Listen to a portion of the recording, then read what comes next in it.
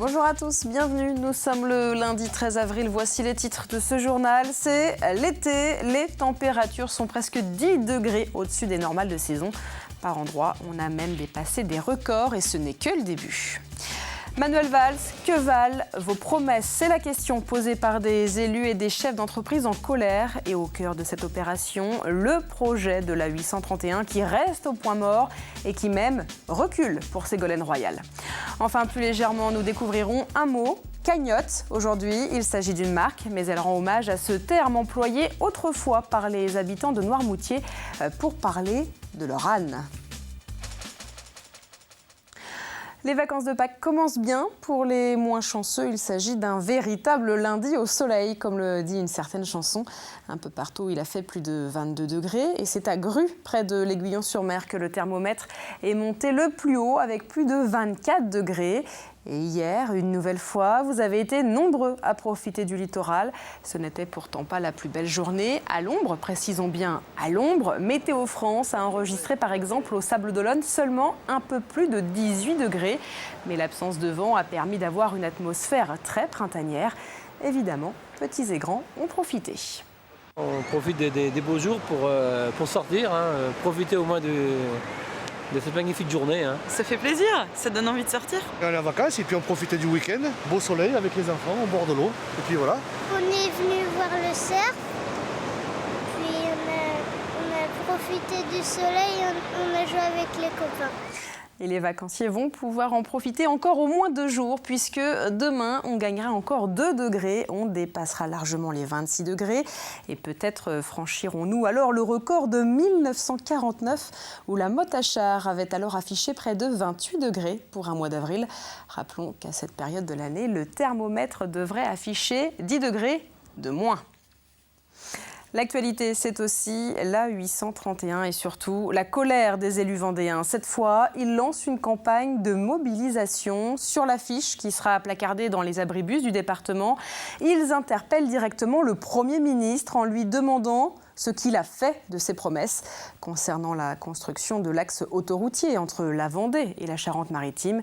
Et cette action fait suite aux déclarations de Ségolène Royal. La semaine dernière, la ministre de l'Écologie a en effet annoncé que l'A831, c'était fini, qu'elle ne voulait pas laisser détruire le marais Poitevin. Pourtant, quelques jours avant, Manuel Valls avait confirmé que le projet n'était pas mort et qu'il souhaitait donc relancer l'appel d'offres auprès des entreprises. Pour les élus et les chefs d'entreprise concernés, les propos de Ségolène Royal sont hallucinants et choquants, comme le confirme le nouveau président du conseil départemental. Qu'une ministre seule décide de dire que la 831 c'est fini, c'est mépriser les gens du Sud, c'est mépriser tout ce qui est le cursus administratif, juridique et écologique en l'occurrence de ce dossier. J'espère toujours que la procédure d'appel d'offres va être lancée. Je rappelle que le dossier est prêt à être envoyé aux entreprises, aux 4 entreprises qui peuvent répondre.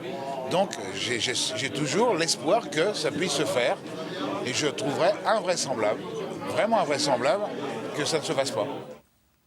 Jean-Marie Le Pen ne sera pas tête de liste en région Provence-Alpes-Côte d'Azur. C'est ce qu'il a annoncé ce matin suite aux nombreuses réactions qui ont suivi ses déclarations à un hebdomadaire d'extrême droite la semaine dernière.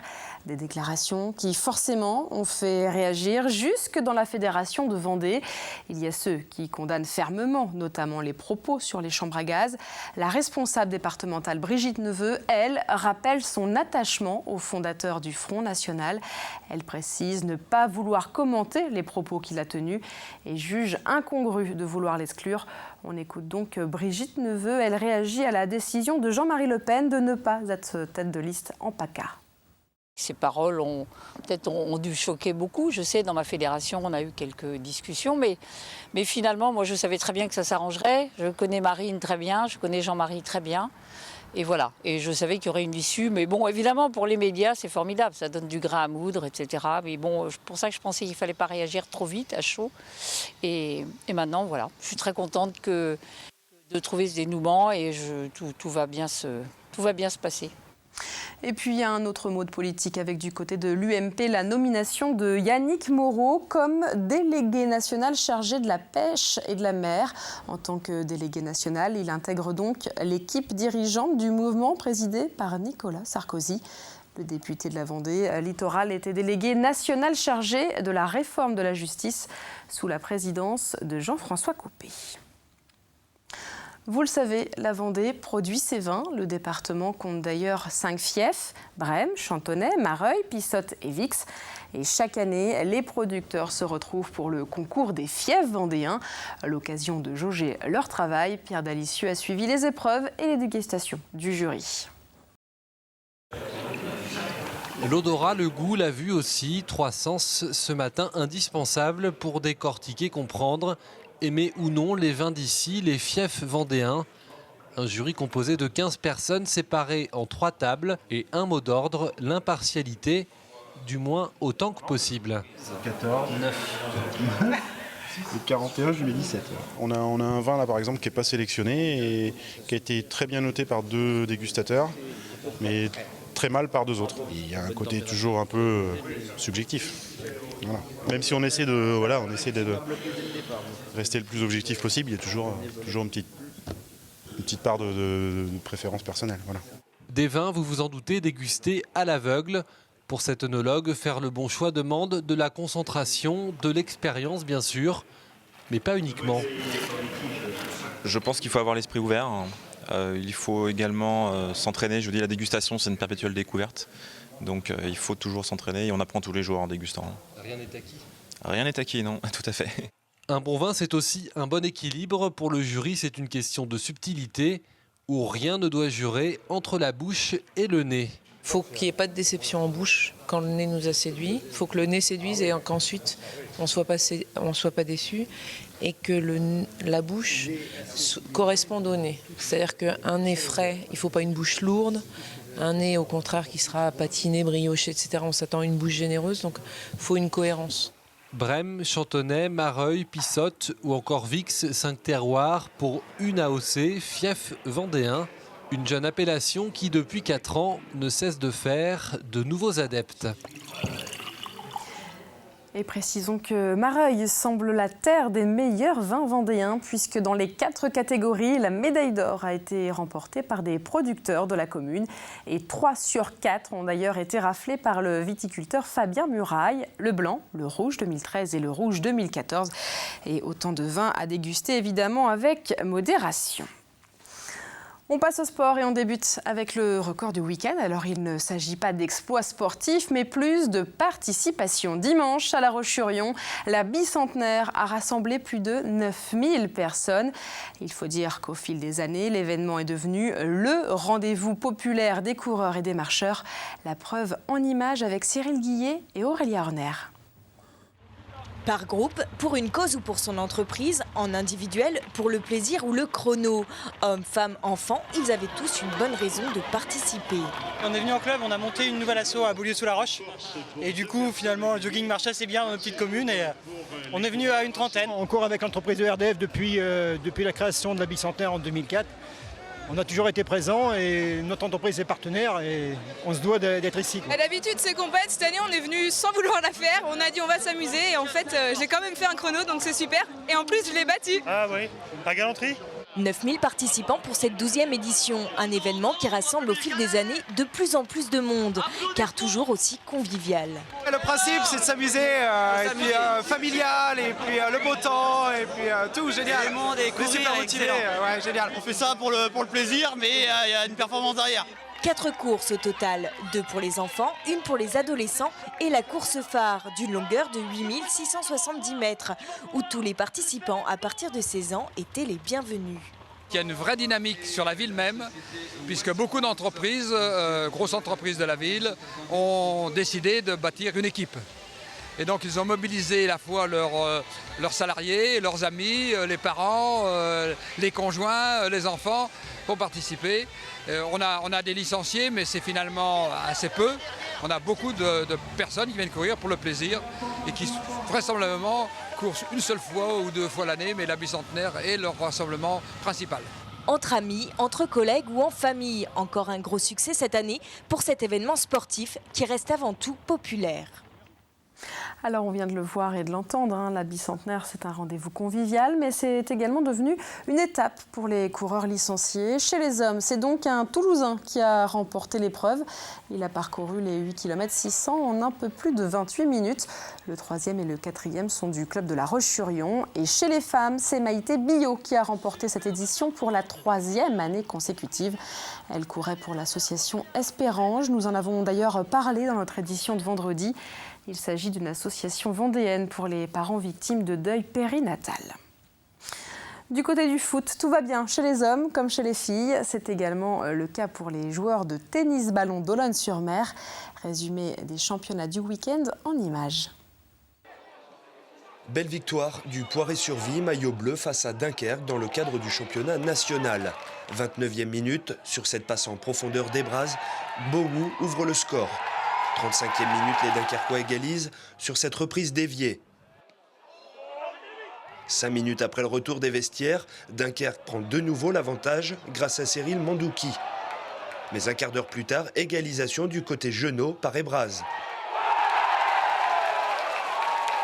À la 89e minute, Quentin Bonnet délivre les Genots du match nul et 2 minutes plus tard, Ebraz, bien servi, vient donner définitivement la victoire aux hommes d'Oswald Tanchot qui sont désormais à plus de points de la zone de relégation. Il reste maintenant 6 matchs aux Genots pour assurer leur maintien en national. Du côté des filles à présent, en division 2, La Roche-sur-Yon, maillot rouge, recevait le leader Iser et ses 2 points d'avance au classement général. Les féminines de l'ESOF ont bien débuté ce match. Elles ouvrent la marque à la 44e minute par Julie Pasquereau sur un coup de pied arrêté.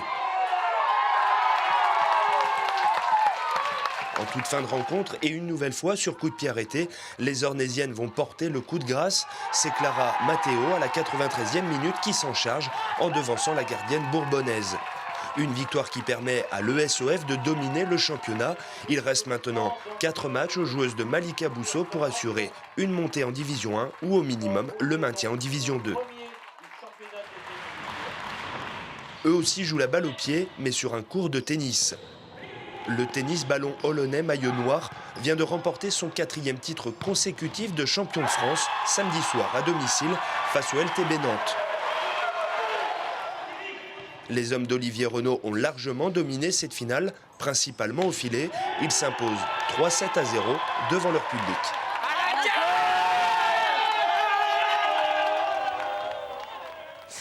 Dans l'univers du 2 roues à présent, on prend des nouvelles du Team Europe Car. Dans le Paris-Roubaix d'abord, les coureurs sont restés dans le peloton dimanche.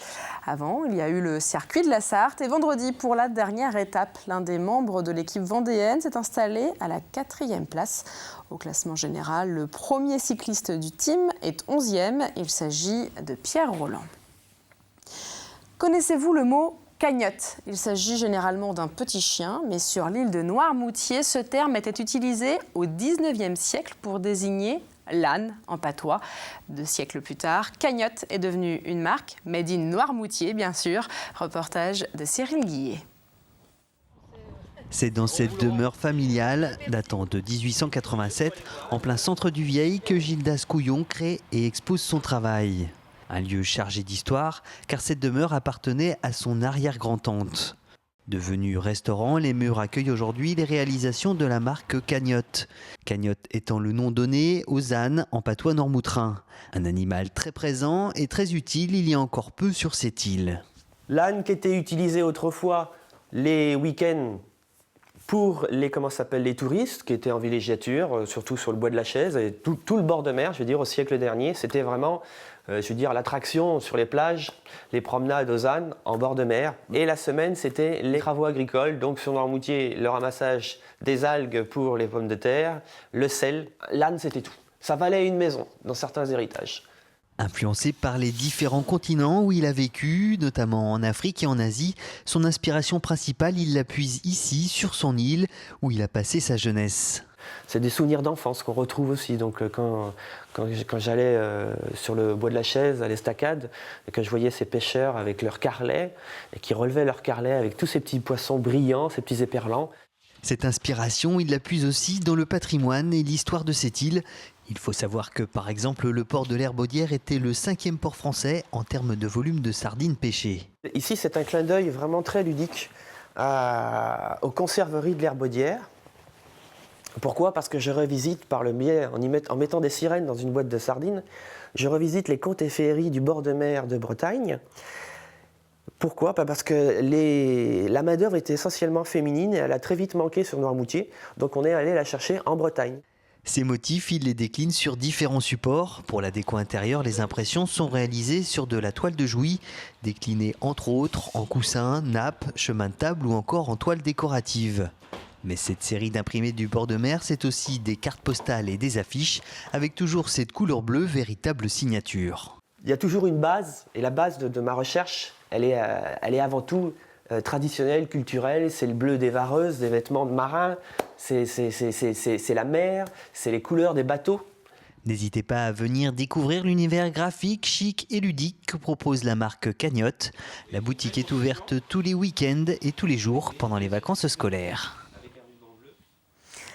Et cette dernière information dont nous parlions au début du journal, l'été est là. Demain, la journée sera en effet estivale. Les températures monteront jusqu'à près de 30 degrés dans les terres et le ciel restera bleu du matin jusqu'au soir. Le point complet, c'est dans quelques minutes. C'est la fin de ce journal. Merci à vous de nous avoir suivis. On se retrouve demain.